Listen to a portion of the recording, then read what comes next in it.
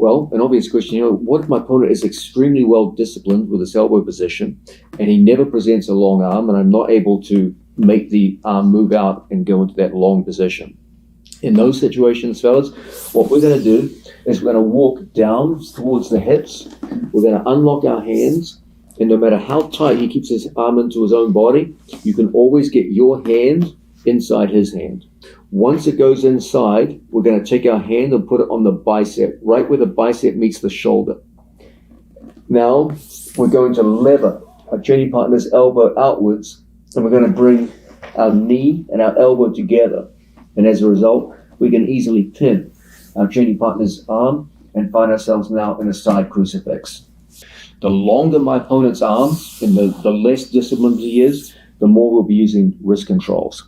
The more he keeps the arm in, the more we're going to use this grip here. Now, fellas, when you go to put the hand in, you've got to move your head relative to his head. If my head stays here, I'm never going to get my hand inside. So what we have to do is touch your hip to his hip and then line up your head outside his bicep. Make sure your hips are lower than your head. Don't come into positions like this where you can be rolled over. So I touch hip to hip, saying a partial sit out. Now I take my hand inside and underneath.